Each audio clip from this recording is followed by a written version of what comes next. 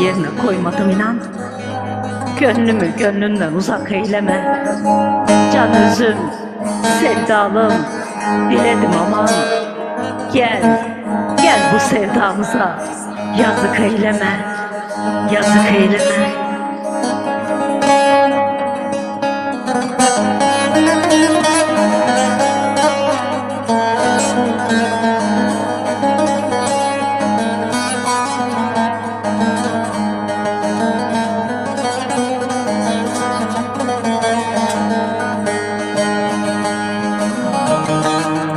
Söyle yaptığın doğru mu? Senin sevmek tarzın